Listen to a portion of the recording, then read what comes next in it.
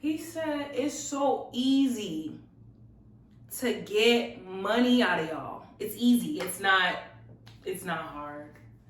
Because once her emotions is tied, once you get a woman emotionally on your side, you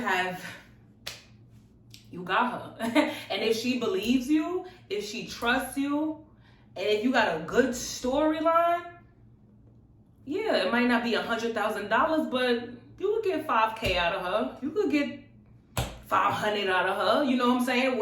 Whatever it is. How big is her bag? Welcome to my bathroom, mother suckers. Hey, I am Eloho, and today we're discussing the Tinder Swindler. So this video is gonna have a ton of spoilers. If you did not watch the Tinder Swindler and you don't want the ending to be spoiled, go ahead and click out of this video, watch the Tinder Swindler on Netflix, and come back to this video. Or maybe this video will encourage you to go ahead and watch it. Either way, spoilers coming. Netflix, what's up, baby? I just took $20 out of my account and I'm out here promoting y'all.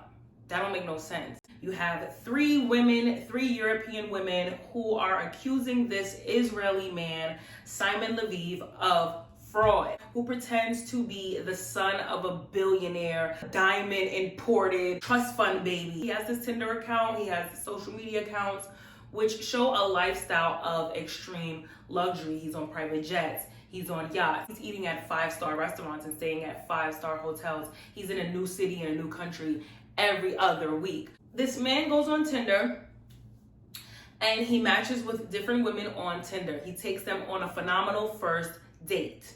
Okay, allegedly. He takes them on a phenomenal first date. You know, the date goes well. He asks them to fly on a private jet. They get to the jet. His baby mama and his baby is on the jet. Obviously, his baby mama is also a ploy in this. She's there to be like a buffer. She's there to tell the women, you know, he's a phenomenal father. You know, we have a platonic relationship. He takes care of his family. He's a great man. It just didn't work out for us. Gaining the confidence of these women to say, okay, he's actually a good guy. And the mother of his child is co-signing that he's a good guy. So boom, you know, he has this big security guard. He starts speaking about his enemies. He has enemies. I got enemies, got a lot of enemies. Like, he got all of these enemies, child. He's telling these women, I love you. I want to start a family with you. You know, you're beautiful. Sending them flowers, sending them cards, sending them gifts, being intimate with these women, flying these women out, flying to them at a drop of a dime. Like, it was a lot of love bombing on a substantial scale, because this man is allegedly a billionaire. To further sink his claws in, he's like, listen, I want to move in with you. We should live together. We should start a family together.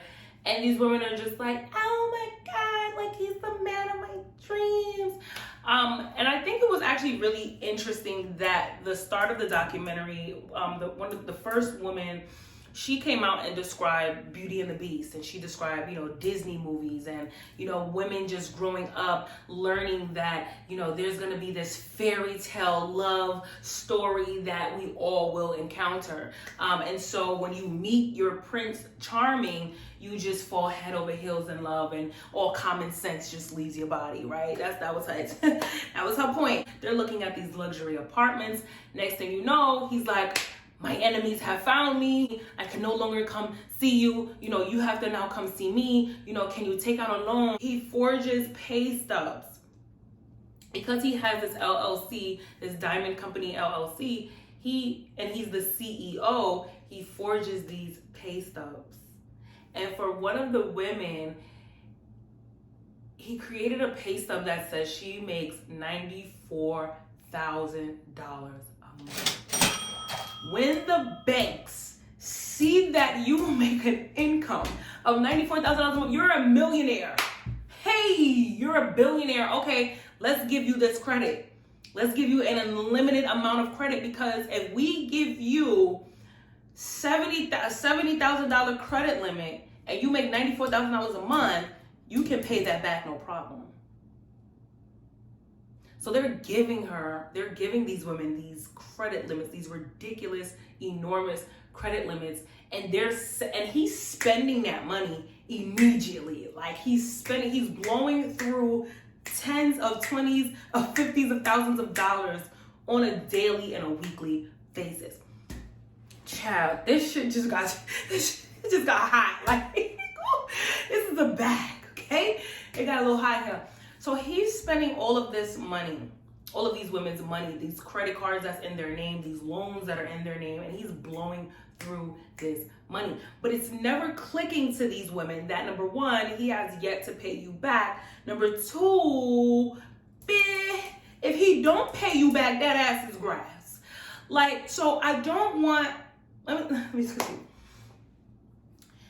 In the end, they find out that he is a fraud and that it's kind of like a Ponzi scheme. So he uses one woman's money to fund the lifestyle of the next woman. And then he uses her money to fund the lifestyle of a next. It's like a roller coaster. Like, this man has a personality disorder. Absolutely. He shows videos of his security guard being in an ambulance and receiving medical treatment. Like, he really created this whole story for these women to feel bad for him, to believe him, and to send him money. They find out, obviously, they track him down, they find him. You know, he does not do time for the loans. He does not do time for the fraud with these women. He did time for something else. He did not do time for that. So he only did 5 months of jail, came out of jail, documentary. Basically, he's still living that high life. He has but this story comes out. These women are still in debt. One of the women, she checked herself into a psych ward because she was drowning in debt. Those interest rates are no joke. You make one little payment and you still are, like, your bills are, you can't even see the top of your bills. So how does this happen? Now, I don't want to victim blame. That's not what this video is for. I don't want to victim blame. I do actually believe that these women were scammed or swindled. I do believe that. Shout out to the last woman. The last woman, shout out to her. That'd have been me. If anybody had to be me, it would have been the last girl. But anyway, so like I said, I don't want to victim blame, but I do want to address some red flags. I do think women, we need to have conversations when it comes to matters of the heart, because sometimes we do let our emotions lead. One of my male friends called me, Ronell, shout out to Ronell. Ronell called me, and when me and Ronell talk, we always talk for hours because we don't get to talk all the time. But Ronell called me, and we on the phone, and we started talking about the Tinder Swindler. And I was like, you know what, dang, I can't, I'm glad that no Black women were involved in this process. I said what I said. We have enough going on, okay? You got women over there on Timon and Pumbaa's podcast getting hit and fighting with men, and it's we got a lot going on. So we don't need no financial fraud ties, okay? So I'm just glad that, Black women were not involved in this. But however, I do feel like, Netflix taking on this documentary, it does show privilege. I just gotta speak on it. I get it. These women are in debt, but it does show privilege. The fact that they had the opportunity to do this documentary, to sit down and to expose the predator. You don't see Black women getting these platforms and these opportunities to expose. And if this did happen to Black women, there would be no doc on it. So I just say all that to say that, I was glad that there were no Black women involved in this. And he was like, nah, I feel you. I feel you on that. But he was like, below, like, I'm not, he's like, those amounts were absolutely substantial. Like, I get what you're saying. Like, Black women would not take out $100,000 loan to give to a man. But it's easy to get money out of y'all, too. I said, hold on. Period, time out. I started throwing all my city girl adjectives at him. Like, period, hold on, what? Time out. Hey, material girl, what? Like, I just started glitching. I was like, nah, I don't think so, right? And we talking, we having this conversation, and he's breaking it down, and he's like, and it's not just white women. Y'all come with a bag, 9 times out of 10. I say, y'all coming through with vulnerability as well. I said, 9 times out of 10, yeah. He said, it's so easy to get money out of y'all. It's easy. It's not It's not hard. Because once her emotions is tied, once you get a woman emotionally on your side, you got her. And if she believes you, if she trusts you, and if you got a good storyline, yeah, it might not be $100,000, but you could get $5K out of her. You could get $500 out of her. You know what I'm saying? Whatever it is. How big is her bag? And it just scared me. It scared me so. It scared me so because then I began to think about myself. And I did a live last night with my friends, and we were talking about what is the most amount of money you have spent on a man or you have given to a man. I want y'all to let me know down in the comment section, what's the most amount of money you've spent on a man or given to a man? But I began to think back on my spendings. Y'all know I'm happily in love. I'm happily in love right now. And I thought about it and I'm like, this man has never asked me for money. He is a breadwinner. He does have his own money. But with the pandemic, even his finances were hit. There was a lot of business that he was not able to do because he does business overseas. So with the pandemic, a lot of things slowed down. And I saw him at a point, where it was like, oh my God, like I'm used to making this amount, now I'm making this amount, right? So of course that's gonna have a mental strain on a person. But he's never asked me for money. I said, okay, Loho, get off your high horse. Get on down, bro. Get on down off your high horse, because there was a point of time where you was giving a man money. And turns out, obviously, this man was unfaithful to me. This man was abusive to me, verbally, physically, mentally. But I was giving him money. Hey, good. And I forgive myself. I forgive my younger self. But I want to have this conversation because I have so many young people that watch me. And when I learned the ages of these people in this documentary, first and foremost, I was like, why they look so old? I'm sorry, but when they said 27, 28, I said, bitch, what? I thought that Israeli nigga was like 38. I thought he was like 38. That man was like 28. That's neither here nor there. But these are young people, okay? That's the point. The point is these are young people. And I'm like, no, we gotta have these conversations. So number one, let me know down in the comment section, what's the most you've ever spent on a man at one time? And I thought about that. I thought about what he said. I thought about, the Tinder swindler. And I thought about women, specifically Black women who are making, who are taking entrepreneurship by storm, who are the #1 educated in this country. Hello. And, the bag, we're getting to the bag. And once you have that bag, it is a responsibility, ladies, that comes with that. Even if you don't have the good bag, you building up your credit, there's a responsibility that comes with that. Don't give no man money. Yeah, I said it. Yeah, do the videos now. I Am Loho says, don't give no man no money. Don't.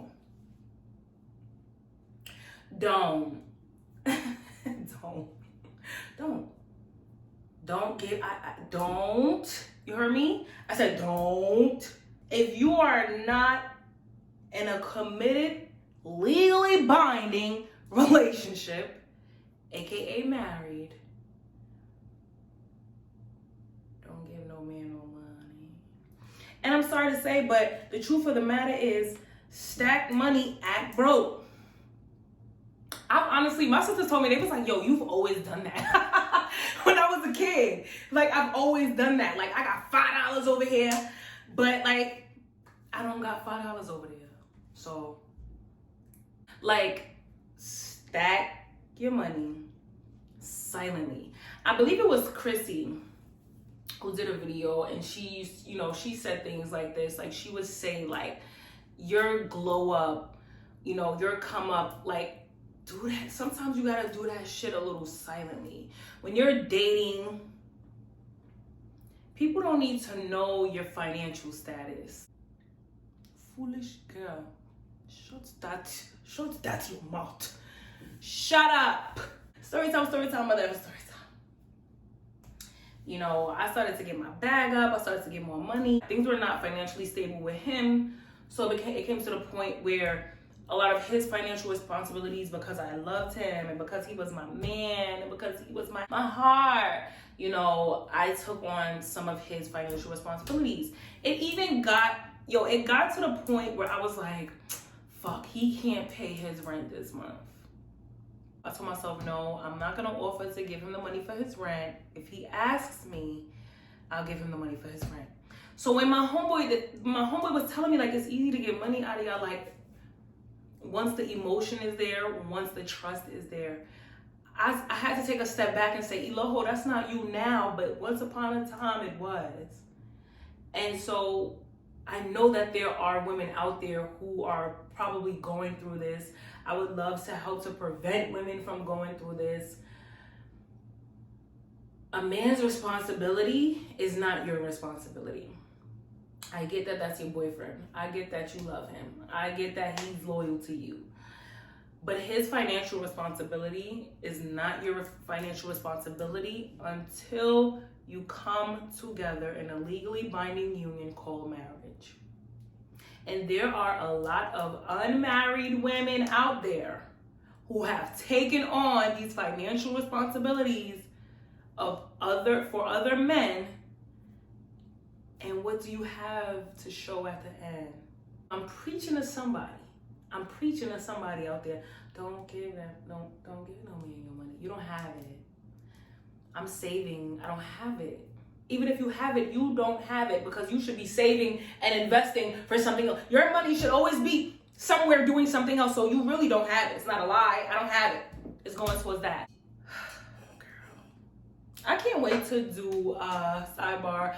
I can't wait to do lessons I learned in my 20s video. That's coming. Oh my God, my birthday's coming up. My birthday's coming up. Happy Pisces season, period. I know that's mad random, but I just thought about that. And I'm like, I have to do lessons I learned in my 20s. And in this new chapter, it's coming. Y'all know I was so unapologetic before. I was unapologetic without the lessons. Now I'm unapologetic with the lessons. This channel is about to go up. This shit is really about to pop again and again and again, okay? Because, baby, 30 different. Oh, y'all didn't know. Hi, I'm turning 30 this year. I'm turning 30, and 30 is hitting different for me. Like, I felt 30 when I turned 27. I did. But that's another story for another day. So, I just wanted to come on here and have this conversation and say, to be honest with you, I don't recommend giving a man money who is not your husband. When you are married, the two become one, okay? The two become one. Your debt is his debt is your debt. That's why also before you get married, it's important to have the hard financial conversations. What is your income? What are your debt? What does your debt look like? What does your credit score look like? What are your goals financially? Unfortunately, a lot of Black people don't check into a person's financial history or health history. It's important to check into that health history as well. Now, am I saying, oh, you know, like it's Valentine's Day, obviously Valentine's Day, birthdays, you know, you want to spend money, get your partner a gift. I'm not saying never give your partner a gift. I'm not saying, you know, don't ever buy anything for your partner. What I'm saying is, don't give that man no money.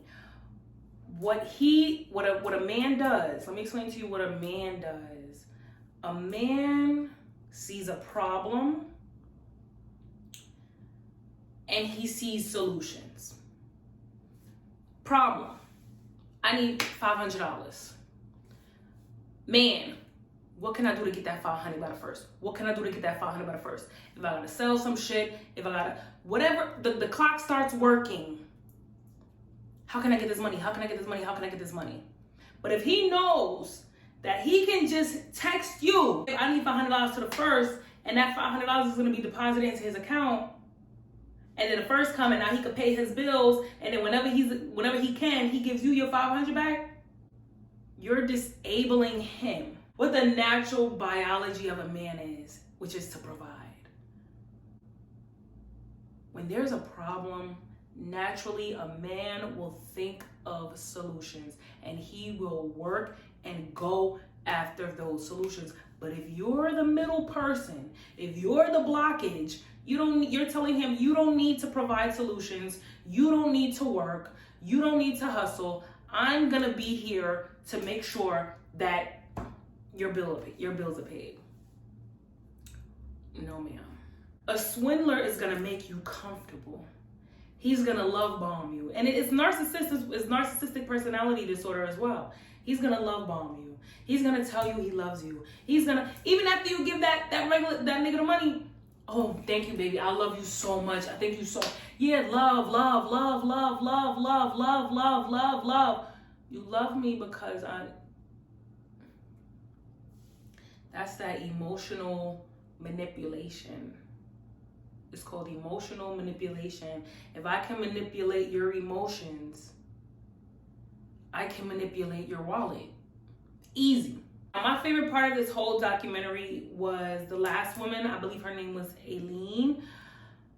My favorite part was when Aileen realized who he was and he had nowhere to turn except to her. And she said, listen, give me all of your clothes, all of your bags, your glasses, your hats, your jeans, your tops. Give me all of your designer.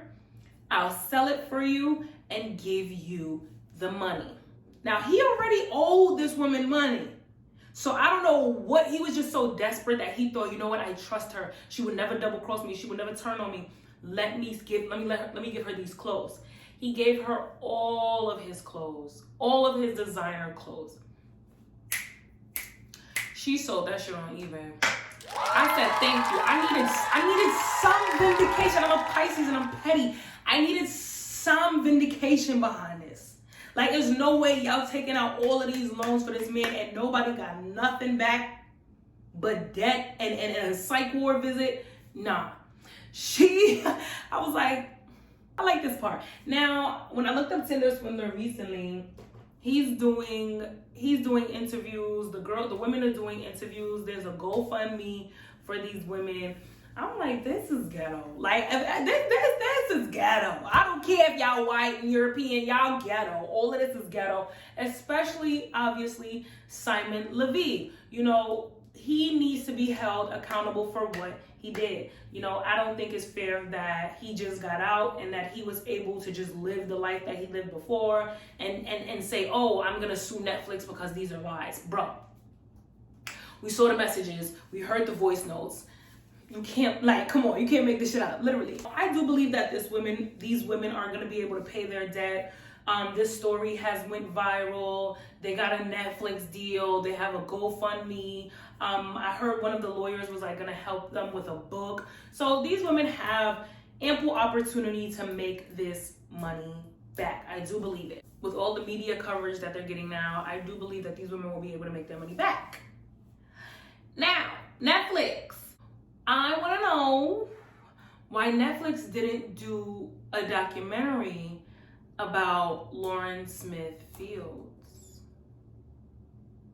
Because she met someone on Tinder and it went left. I mean, it could be because the case is still open, but I would like to see Netflix give Black women a platform to discuss our plight. Discuss the shit we go through. Like, we get frauded, we get swindled, we get emmed.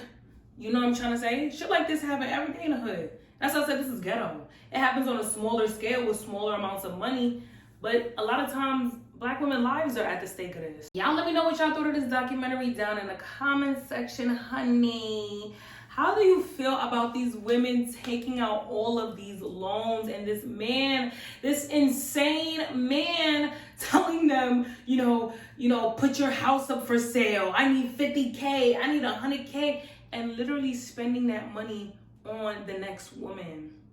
Spending all of those loans and all of those, oh, Jesus, on the next woman. Don't ever give no man money. I don't care. If he's not your son, If he not blood, if he ain't legally bound, ladies, y'all can take what I said or y'all can leave it. But in the end, you gonna say, Liddy, you was right, I know. Let me know what you thought down in the comment section, chat. Have you ever been swindled, even on a micro level? Have you ever given a man money and it backfired? Why do you think it was so easy for these women to take out loans? Have you ever taken out a loan, child? I mean, I'm not judging, I'm just asking. Y'all let me know down in the comment section. I'll see you at the next one. Bye.